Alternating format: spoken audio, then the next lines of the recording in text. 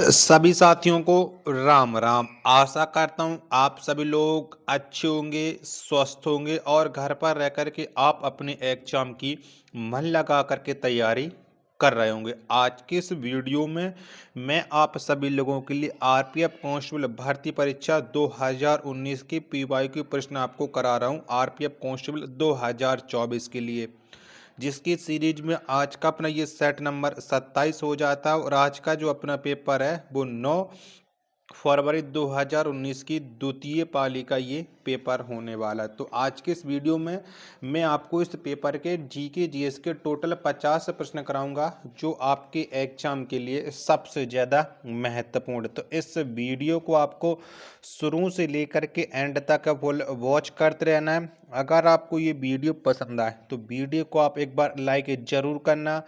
Channel को अभी तक आप लोगों ने सब्सक्राइब नहीं कर रखा होगा तो चैनल को आप लोग जरूर सब्सक्राइब कर लेना। और 50 प्रश्नों में से आपके कितने प्रश्न सही हो पाते हैं कमेंट बॉक्स में आपको अपना स्कोर है जरूर बताना। तो चलिएगा फिर शुरू करते हैं। तो पहला प्रश्न आ जाता है कि भारतीय संविधान लोकसभा चुनावों के आधार के रूप में सार्वभौमिक व्यस्त मताधिकार को अपनाता है। प्रत्येक नागरिक जो डॉट डॉट से कम का नहीं है उसे वोट देने का अधिकार है। तो बताओ कितने वर्ष से कम का नहीं होना चाहिए। एक का राइट आंसर क्या हो जाएगा? तो 18 वर्ष से कम का नहीं, यानी एक का दूसरा ऑप्शन करेक्ट आंसर हो जाएगा।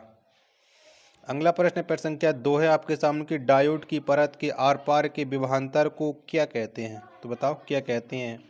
दूसरे का राइट आंसर क्या हो जाएगा? तो डायोड की परत के आर पार के विभवांतर को कहा जाता है विभव बाधा, यानी 2 का तीसरा ऑप्शन करेक्ट आंसर हो जाएगा। अगला प्रश्न प्रश्न संख्या 4 है सधर्मी गुणसूत्रों के युग्मन की प्रक्रिया को क्या कहते हैं? तो बताओ इस प्रक्रिया को क्या कहा जाता है। तो सधर्मी गुणसूत्रों की युग्मन की प्रक्रिया को कहा जाता है सूत्र युग्मन, यानी 3 का चौथा ऑप्शन करेक्ट आंसर हो जाएगा। प्रश्न संख्या 4 आ जाता है आपके सामने कि हवा महल किस शहर में स्थित है? तो बताओ हवा महल ये कहाँ पर स्थित है? तो ये स्थित है राजस्थान के जयपुर में। 4 का 3 ऑप्शन राइट आंसर हो जाएगा। प्रश्न संख्या 5 आपके सामने के प्रसिद्ध भूमार्गीय सिल्क रोड किस देश से यूरोप तक फैला है? तो बताओ ये कौन से देश से यूरोप तक फैला है? 5 का आंसर आपको बताना है। तो जो सिल्क रोड है ये चीन से यूरोप तक फैला है। 5 का तीसरा ऑप्शन राइट आंसर हो जाएगा।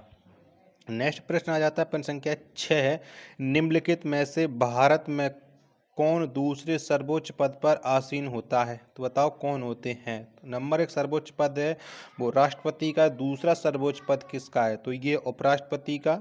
6 का तीसरा ऑप्शन करेक्ट आंसर हो जाएगा।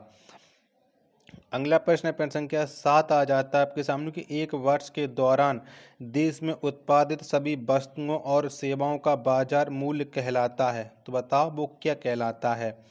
7 का राइट आंसर क्या हो जाएगा? तो ये कहलाता है सकल घरेलू उत्पाद, जिसे हम जीडीपी बोलते हैं। ऑप्शन संख्या 2 करेक्ट आंसर हो जाएगा। चलिए अगला प्रश्न आ जाता है आपके सामने प्रश्न संख्या 8 है ध्यान शब्द किस भाषा से लिया गया है? तो बताओ ये शब्द कौन सी भाषा से लिया गया है ध्यान। 8 का राइट आंसर क्या हो जाएगा? तो इसे लिया गया है संस्कृत से। 8 का दूसरा ऑप्शन करेक्ट आंसर हो जाएगा। 9वां प्रश्न आ जाता है कि भारतीय सांख्यिकी संस्थान की स्थापना डॉट डॉट शहर में की गई थी। तो बताओ कौन से शहर में की गई थी भारतीय सांख्यिकी संस्थान की स्थापना? तो ये की गई थी कलकत्ता में। 9 का पहला ऑप्शन करेक्ट आंसर हो जाएगा।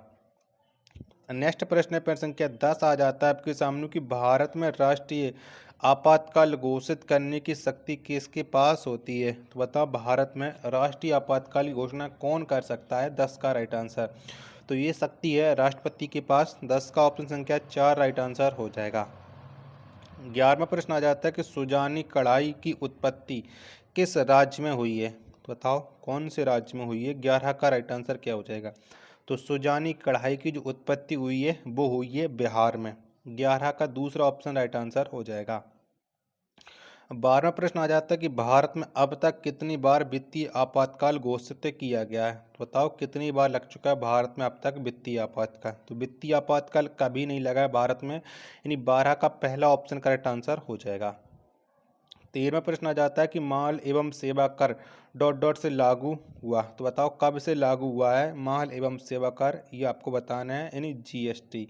तो ये लागू हुआ जुलाई 2017 से। 13 का ऑप्शन संख्या 4 है, वो राइट आंसर हो जाएगा। प्रश्न संख्या 14 आ जाता है आपके सामने कि आईसीसी ने किस वर्ष पहली बार क्रिकेट विश्व कप में सीमित ओवरों की शुरुआत की। तो बताओ ये कब की थी। 14 का राइट आंसर क्या हो जाएगा। तो ये शुरुआत की थी 1975 में। 14 का ऑप्शन संख्या 4 राइट आंसर हो जाएगा। 15 नंबर का प्रश्न, ग्रेट आर्टेशियन बेसिन निम्नलिखित में से किस देश में स्थित है। तो बताओ ये कौन से देश में स्थित है। 15 का राइट आंसर क्या हो जाएगा। तो ये ऑस्ट्रेलिया में स्थित है। कहाँ पर, ऑस्ट्रेलिया। 15 का तीसरा ऑप्शन करेक्ट आंसर हो जाएगा। आशा करता हूँ कि आपको वीडियो जरूर पसंद आ रही होगी, तो प्लीज़ वीडियो को लाइक और चैनल को सब्सक्राइब करना ना भूलें। 16वां प्रश्न आ जाता है कि न्यूरॉन्स को समर्थित, संरक्षित और पोषित करने वाली तंत्रिका तंत्र की कोशिकाओं को कहा जाता है। तो बताओ इन्हें क्या कहा जाता है। 16 का राइट आंसर क्या हो जाएगा। तो इन्हें ग्लीसियल कोशिकाएं कहा जाता है, यानी 16 का दूसरा ऑप्शन राइट आंसर हो जाएगा। प्रश्न संख्या 17 आ जाता है, क्रिकेट के मैदान के केंद्र में क्या होता है। तो बताओ क्या होता है। तो क्रिकेट के मैदान के केंद्र में होता है स्क्वायर लेग, यानी 17 का तीसरा ऑप्शन करेक्ट आंसर हो जाएगा। प्रश्न संख्या 18 आ जाता है आपके सामने कि गैस में ध्वनि की गति निर्धारण के लिए किस पद्धति का उपयोग किया जाता है। तो बताओ कौन सी पद्धति का उपयोग करते हैं।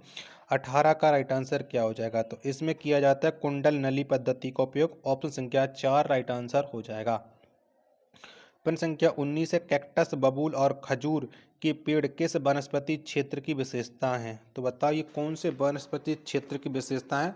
19वें नंबर का प्रश्न का राइट आंसर क्या हो जाएगा। तो ये मरुस्थलीय क्षेत्र की विशेषता है। ऑप्शन संख्या 4 राइट आंसर हो जाएगा।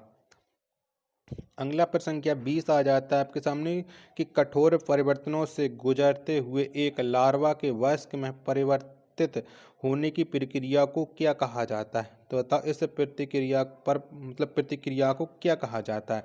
तो इस प्रक्रिया को कहा जाता है कायांतर। 20 का तीसरा ऑप्शन करेक्ट आंसर हो जाएगा।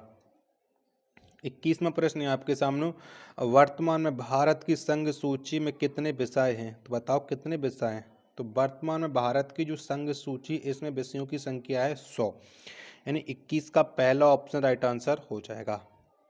प्रश्न संख्या 22 आ जाता है आपके सामने कि 1918 में गांधी ने मिल मजदूरों की हड़ताल का नेतृत्व कहाँ किया था। तो बताओ कहाँ पर किया था गांधी जी ने। तो गांधी जी ने नेतृत्व किया था अहमदाबाद में, यानी 22 का तीसरा ऑप्शन देने वालों का सभी का करेक्ट आंसर हो जाएगा।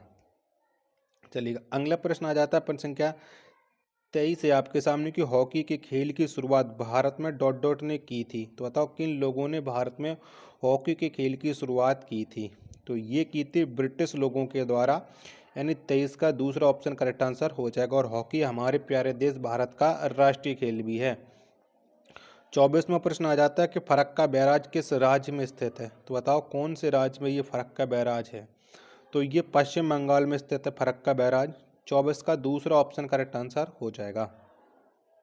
नेक्स्ट प्रश्न आ जाता है प्रश्न संख्या 25 से आपके सामने कि 1870 में महारानी विक्टोरिया को भारत की महारानी के रूप में स्वीकार करने के लिए दरबार का आयोजन किसने किया था। तो बताओ कि दरबार का आयोजन किसने किया था। 25 का राइट आंसर क्या हो जाएगा। तो ये किया था लिटन ने। किसने, लिटन ने। 25 का चौथा ऑप्शन करेक्ट आंसर हो जाएगा। 26वें नंबर का प्रश्न है आपके सामने कि परमाणु और अणु केवल ऊर्जा के असतत रूप में ऊर्जा का उत्सर्जन या अवशोषण कर सकते हैं, जिसे कहा जाता है। तो बताओ इसे क्या कहा जाता है। 26 का राइट आंसर क्या हो जाएगा। तो इसे कहा जाता है क्वांटम। तीसरा ऑप्शन करेक्ट आंसर हो जाएगा। प्रश्न संख्या 27 आ जाता है आपके सामने कि 1799 में टीपू सुल्तान की मृत्यु किस लड़ाई में हुई। तो बताओ कौन सी लड़ाई में टीपू सुल्तान की मृत्यु हो गई थी। तो टीपू सुल्तान की जो मृत्यु हुई थी वो श्रीरंगपट्टनम की लड़ाई में हुई थी, यानी 27 का चौथा ऑप्शन करेक्ट आंसर हो जाएगा। अगला प्रश्न प्रश्न संख्या 78 है कि तरल अवस्था से गुजरे बिना ठोस अवस्था से सीधे गैस अवस्था में किसी पदार्थ के परिवर्तन की प्रक्रिया को क्या कहते हैं। तो बताओ इस प्रक्रिया को क्या कहा जाता है। 28 का राइट आंसर क्या हो जाएगा। तो इसे कहा जाता है कि ऊर्ध्वपातन। पहला ऑप्शन राइट आंसर हो जाएगा। अगला प्रश्न प्रश्न संख्या 29 की फुटबॉल के खेल में किस कार्ड का उपयोग यह बताने के लिए किया जाता है कि किस खिलाड़ी को खेल से बाहर निकालना है। तो कौन से कार्ड का उपयोग करते हैं जिससे खिलाड़ी को बाहर निकाल दिया जाए। 29 का राइट आंसर क्या हो जाएगा। तो इसमें किया जाता है लाल कार्ड का प्रयोग। तीसरा ऑप्शन करेक्ट आंसर हो जाएगा। अगला प्रश्न आ जाता है प्रश्न संख्या 30 है कि वर्ष डॉट डॉट में भारतीय संविधान की प्रस्तावना में अखंडता शब्द जोड़ा गया था। तो बताओ अखंडता शब्द को कब जोड़ा गया था। तो अखंडता शब्द ये जोड़ा गया था 1976 में, यानी 30 का चौथा ऑप्शन करेक्ट आंसर हो जाएगा। आशा करता हूँ कि आपको ये वीडियो जरूर पसंद आ रही होगी, तो प्लीज़ वीडियो को लाइक और चैनल को सब्सक्राइब करना ना भूलें। 31वें नंबर का प्रश्न है कि भारत सरकार के किस मंत्रालय ने स्टार्टअप इंडिया योजना शुरू की। तो बताओ किसने ये स्टार्टअप इंडिया योजना शुरू की। 31 का राइट आंसर क्या हो जाएगा। तो ये की थी वाणिज्य और उद्योग मंत्रालय के द्वारा। तीसरा ऑप्शन राइट आंसर हो जाएगा। अगला प्रश्न प्रश्न संख्या 32 की सिख धर्म के संस्थापक कौन थे। तो बताओ कौन थे। 32 का राइट आंसर क्या हो जाएगा। तो सिख धर्म के जो संस्थापक थे वो गुरु नानक थे, यानी 32 का चौथा ऑप्शन राइट आंसर हो जाएगा। प्रश्न संख्या 33 आ जाता है कि निम्नलिखित में से किस खेल में खेलने के लिए गेंद की आवश्यकता होती है। बताओ इनमें से कौन से खेल में गेंद की आवश्यकता पड़ती है। 33 का राइट आंसर क्या हो जाएगा। तो 33 का जितने लोग बता रहे हैं कि वॉलीबॉल में होती है, दूसरा ऑप्शन करेक्ट आंसर हो जाएगा। अगला प्रश्न प्रश्न संख्या 34 आ जाता है कि निम्नलिखित में से कौन सा टेनिस से ग्रैंड स्लैम टूर्नामेंट के अंतर्गत नहीं आता है। तो बताओ कौन नहीं आता है। तो इसमें कोरियन ओपन नहीं आता है, यानी दूसरा ऑप्शन करेक्ट आंसर है हो जाएगा। 35वें नंबर का प्रश्न है कि निम्नलिखित में से कौन सी मिट्टी कश्मीर की घाटी के सरोवर में जमा होने वाली मिट्टी है। तो बताओ ये कौन सी मिट्टी है। 35 का राइट आंसर क्या हो जाएगा। तो ये है करेबा मिट्टी, यानी चौथा ऑप्शन करेक्ट आंसर हो जाएगा। नेक्स्ट प्रश्न प्रश्न संख्या 36 आ जाता है कि निम्नलिखित में से कौन सी नदी महानदी की सहायक नदी नहीं है। तो बताओ इनमें से कौन सी नदी नहीं है। 36 का राइट आंसर क्या हो जाएगा। तो ये मूसी नदी नहीं है, यानी पहला ऑप्शन राइट आंसर हो जाएगा। 37 में प्रश्न आ जाते खुदाई खिदमतगार के संस्थापक कौन थे। तो बताओ कौन थे। तो खुदाई खिदमतगार इसके जो संस्थापक हैं वो हैं खान अब्दुल गफ्फार खान, यानी 37 का चौथा ऑप्शन करेक्ट आंसर हो जाएगा। 38 में प्रश्न आ जाता है कि नीलगिरी के पेड़ की प्रजातियों का मूल स्थान निम्नलिखित में से किस महाद्वीप में है। तो बताओ ये कौन से महाद्वीप में है। 38 का आंसर क्या हो जाएगा। तो ये है ऑस्ट्रेलिया महाद्वीप में, यानी 38 का दूसरा ऑप्शन देने वालों का सभी का राइट आंसर हो जाएगा। चलिएगा नेक्स्ट प्रश्न आ जाता है आपके सामने। प्रश्न संख्या 39 है कि निम्नलिखित में से उत्तर पूर्वी मिस्र में सुएज के भू जलडमरू मध्य में उत्तर से दक्षिण की ओर बहने वाला कृत्रिम जलमार्ग कौन सा है। तो बताओ वो कौन सा है कृत्रिम जलमार्ग। तो ये है सुएज नहर। 39 का दूसरा ऑप्शन एकदम इसका राइट आंसर हो जाएगा। 40वां प्रश्न आ जाता है कि निम्नलिखित में से कौन पारंपरिक ऊर्जा का एक उदाहरण है। तो बताओ कौन सा है। तो पारंपरिक ऊर्जा का जो एक उदाहरण है वो है प्राकृतिक गैस। 40 का चौथा ऑप्शन राइट आंसर हो जाएगा। अगला प्रश्न आ जाता है प्रश्न संख्या 41 है कि निम्नलिखित में से कौन स्वतंत्र भारत के पहले मंत्रिमंडल में श्रम मंत्री थे। तो बताओ कौन थे पहले श्रम मंत्री, उनका नाम क्या था। तो ये थे जगजीवन राम, यानी 41 का पहला ऑप्शन राइट आंसर हो जाएगा। 42वां प्रश्न आ जाता है कि निम्नलिखित में से कौन सा देश पश्चिम एशिया का सबसे छोटा देश है। तो बताओ कौन सा है। 42 का राइट आंसर क्या हो जाएगा। तो पश्चिम एशिया का जो सबसे छोटा देश है वो है बहरीन। चौथा ऑप्शन देने वालों का सभी का राइट आंसर हो जाएगा। अगला प्रश्न प्रश्न संख्या 43 आ जाता है कि प्रथम विश्व युद्ध किस वर्ष हुआ था। तो बताओ कब हुआ था प्रथम विश्व युद्ध। 43 का राइट आंसर क्या हो जाएगा। तो जो प्रथम विश्व युद्ध है ये 1914 में हुआ था। कब 1914 में। 43 का दूसरा ऑप्शन करेक्ट आंसर हो जाएगा। अगला प्रश्न आ जाता है आपके सामने। प्रश्न संख्या 14 है कि निम्नलिखित में से किस द्वीप में एक सक्रिय ज्वालामुखी है। तो बताओ कौन से द्वीप में एक सक्रिय ज्वालामुखी है। 44 का राइट आंसर क्या हो जाएगा। तो ये है वेरन द्वीप में, चौथा ऑप्शन करेक्ट आंसर हो जाएगा। 45 नंबर का प्रश्न, राज्य आपातकाल को डॉट डॉट के रूप में भी जाना जाता है। तो बताओ किसके रूप में भी जाना जाता है राज्य आपातकाल को? 45 का राइट आंसर क्या हो जाएगा? तो इसे राष्ट्रपति का शासन के रूप में भी जाना जाता है। पहला ऑप्शन एकदम इसका करेक्ट आंसर हो जाएगा। प्रश्न संख्या 46 है कि भारत के नियंत्रक और महालेखा परीक्षक का कार्यकाल डॉट डॉट के लिए होता है। तो बताओ कितने वर्षों के लिए होता है? 46 का आंसर क्या हो जाएगा? तो ये होता है 6 साल के लिए। 46 का चौथा ऑप्शन करेक्ट आंसर हो जाएगा। अगला प्रश्न प्रश्न संख्या 47 आ जाता है आपके सामने।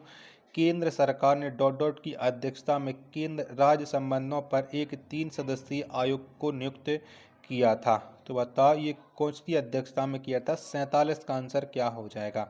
47 के दो ऑप्शन ये रहे और बाकी के दो ऑप्शन ये रहे। तो ये किया था RS सरकरिया की अध्यक्षता में। 47 का चौथा ऑप्शन करेक्ट आंसर हो जाएगा। 48वें नंबर का प्रश्न है कि परमाणु के नाभिक में मौजूद प्रोटॉन की कुल संख्या के रूप में किसे परिभाषित किया गया? तो ये किसे परिभाषित किया गया? 48 का आंसर आपको बताना है। तो ये किया गया परमाणु संख्या के रूप में। पहला ऑप्शन राइट आंसर हो जाएगा। 49वें नंबर का प्रश्न है कि ध्वनि के परावर्तन के कारण ध्वनि की पुनरावृत्ति को क्या कहा जाता है? तो बताओ इस पुनरावृत्ति को हम क्या कहते हैं? तो इसे कहा जाता है प्रतिध्वनि। यानी 49 का पहला ऑप्शन करेक्ट आंसर हो जाएगा। प्रश्न संख्या 50 और अंतिम प्रश्न आज के सेट का, निम्नलिखित में से कौन सी महत्वपूर्ण विविधता हिमालयी आर्द्र वन में पाई जाती है? तो कौन सी पाई जाती है? 50वें प्रश्न का आंसर आपको देना है। तो ये बलूत पाई जाती है। 50 का तीसरा ऑप्शन देने वालों का राइट आंसर हो जाएगा। आशा करता हूँ कि आपको ये वीडियो पसंद आई होगी। तो वीडियो को आप एक बार लाइक और चैनल को आप लोग सब्सक्राइब करना बिल्कुल ना भूलें। मिलते पर अपने एक और नेक्स्ट वीडियो के साथ। तब तक के लिए धन्यवाद। जय हिंद, वंदे मातरम।